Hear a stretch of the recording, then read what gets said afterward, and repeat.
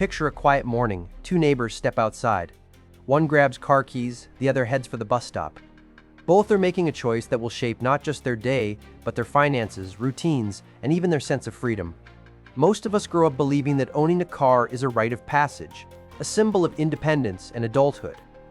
Public transport, on the other hand, is often seen as something you use only if you have no better option. But is that really true?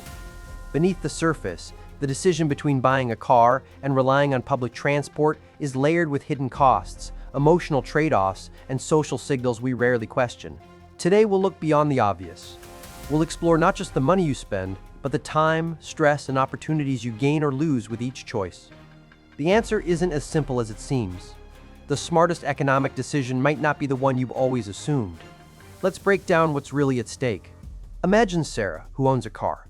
She commutes 30 minutes each way to work, pays for parking downtown, and schedules regular maintenance appointments. Her car is always ready, but her monthly expenses add up quickly. Now meet Jamal.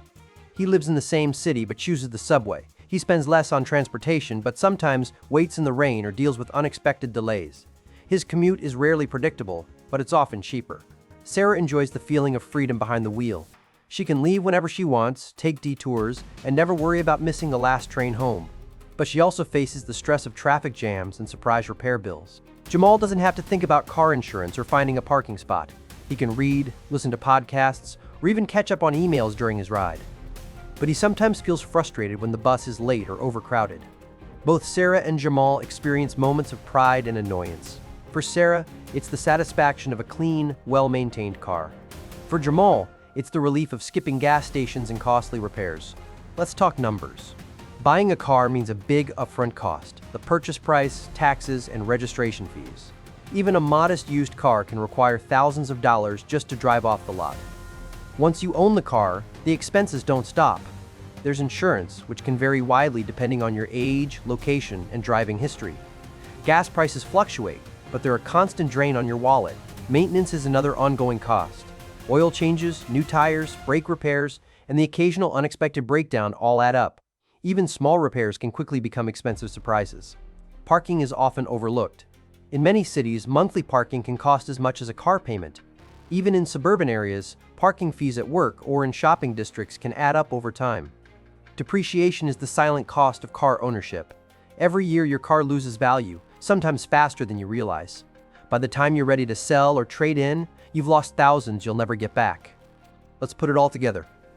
For a typical sedan, monthly expenses can easily reach $600 to $800, including payments, insurance, gas, and maintenance. Over a year, that's $7,000 to $10,000, often more than people expect. Now compare that to public transport.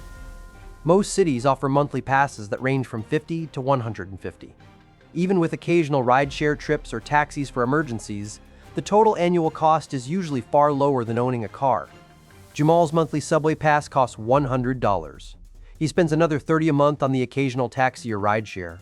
His total yearly transportation cost is about $1,600, a fraction of what Sarah pays for her car. Of course, public transport isn't free from hidden costs. Waiting for a late bus or train can mean lost time. Delays and crowded conditions can add stress, especially during rush hour or bad weather. But there's a hidden benefit too. Time on public transport can be productive. You can read, work, or relax instead of focusing on the road. For some, this turns a commute into valuable personal time. Opportunity cost is another factor. The money you save by not owning a car could be invested or spent elsewhere, on travel, education, or simply building up your savings for future goals. Yet, the value of time is subjective. For Sarah, sitting in traffic feels like wasted hours. For Jamal, waiting for a delayed train can be just as frustrating. Both are paying in time, but in different ways. Where you live plays a huge role in this decision. In dense urban areas, public transport is often reliable and convenient. In suburbs or rural towns, a car may be the only practical way to get around. In small towns, buses may run only a few times a day, or not at all. For many people outside cities, owning a car isn't just a preference, it's a necessity for work, errands, and social life. Urban dwellers often have more choices. Subways, buses, bike shares, and even walking can cover most daily needs. In these environments, the cost and hassle of owning a car can outweigh the benefits. Lifestyle needs matter too. Families with young children may find car seats and strollers tricky on buses. Shift workers whose jobs start before dawn or end late at night may not have reliable transit options. People with mobility challenges face their own set of trade-offs. Some public transit systems are fully accessible, others are not. For some, a car is essential for independence and comfort. Social expectations also influence the decision. In some neighborhoods, owning a car is seen as a sign of stability or success. In others, being a transit rider is the norm and carries no stigma. Missing the last bus home can create real anxiety. The fear of being stranded, especially late at night or in bad weather, is a powerful motivator for many to choose car ownership despite the cost. On the other hand, there's comfort in knowing your car is always there, ready for a spontaneous trip, a late-night errand, or an emergency. That sense of control is hard to measure, but it matters. Zooming out, the choices we make as individuals add up to big economic consequences. When millions choose cars, cities see more traffic congestion, higher pollution, and sprawling development. More cars on the road mean longer commutes for everyone, not just drivers. Traffic jams cost billions in lost productivity each year, and the stress of gridlock affects health and happiness. Urban sprawl is another hidden cost.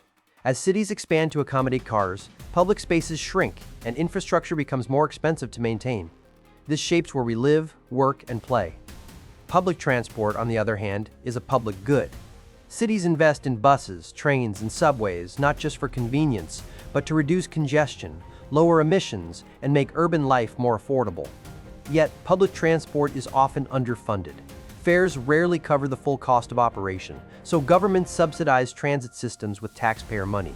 The benefits reach far beyond just the people who ride. Even if you never take the bus, you benefit from fewer cars on the road, cleaner air, and less crowded streets. Public investment in transit is an investment in the entire community's quality of life.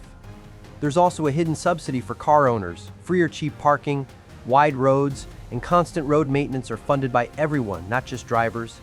These costs are often invisible, but significant. Choosing a car means paying for convenience and flexibility.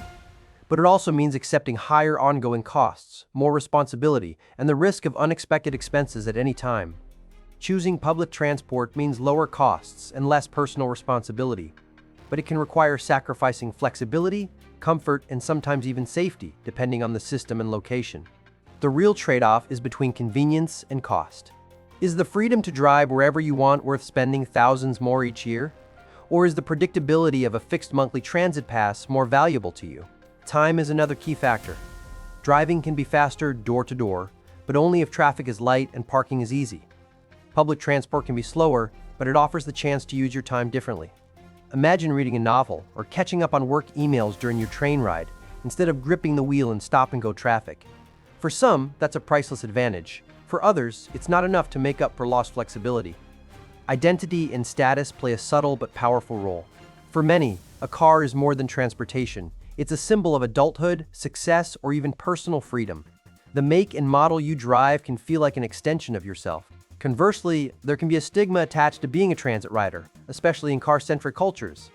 Some people feel embarrassed or judged for taking the bus, even if it's the smarter economic choice. But that's changing in many places. In some cities, using public transport is seen as environmentally responsible or even trendy. The social meaning of your choice can depend as much on where you live as on your personal values. Why do we overestimate the benefits of car ownership? Partly, it's the stories we tell ourselves about freedom, status, and control. Advertising and social norms reinforce the idea that a car is essential. At the same time, we often underestimate the value of public transport. We focus on its inconveniences, not the money and stress it can save. We overlook the freedom that comes from not worrying about repairs or parking. Escaping car payments can bring real relief. For some, selling a car means shedding a financial burden and gaining peace of mind, even if it means adjusting routines or relying on transit more often. But there's also the joy of spontaneous road trips, late-night drives, and the privacy of your own space on the road. These emotional benefits are real, even if they're hard to quantify. The decision isn't just about numbers. It's about what you value most: time, money, flexibility, independence, or peace of mind. There's no universal answer, only the answer that fits your life and circumstances. Some people find that a mix works best, using public transport for daily commutes and renting a car for special occasions. This hybrid approach can balance cost, flexibility, and convenience. Others discover that car-sharing services or ride-shares fill the gap between full ownership and total reliance on transit. The rise of these options is changing the landscape of urban transportation. Technology is making both choices easier. Real-time transit apps reduce uncertainty, while navigation tools help drivers avoid traffic. The gap between the two experiences is narrowing, but the core trade-offs remain. Environmental impact is another layer. Cars contribute to air pollution and greenhouse gas emissions, while public transport is generally more efficient per passenger. For some, this is a deciding factor. Still, electric vehicles and cleaner fuels are changing the equation for car owners. The future may offer more sustainable ways to drive, but the costs and benefits will continue to evolve. Ultimately, the smartest choice is the one that aligns with your needs, values, and daily realities, not just the one that seems most popular or prestigious. Before making a decision, consider all the costs, not just money, but time, stress, and opportunity. What are you willing to trade for convenience, flexibility, or peace of mind? Ask yourself how much you value spontaneity versus predictability. Is it more important to have a car ready at any moment, or to save thousands each year by planning your trips around a schedule? Think about your long-term goals. Could the money saved by using public transport help you reach other milestones, like buying a home, traveling, or investing in your education? Remember, the economics of everyday choices are rarely black and white. The real trade-off is not just between car keys and a transit card, but between competing visions of what your time and money are worth. The old belief says, owning a car equals freedom. But true freedom might come from having more options, less debt, and fewer worries about unexpected expenses. The smarter question isn't just, should I buy a car or use public transport? It's, what do I want my daily life to feel like, and what am I willing to pay for that feeling? Sometimes, the relief of letting go of car payments outweighs the pride of ownership. Sometimes, the comfort of a guaranteed ride home outweighs the savings. Only you can decide which matters more. The real answer is personal. It's shaped by where you live, how you work, who you care for, and what you value most. There's no single path to economic wisdom, only the path that fits your life.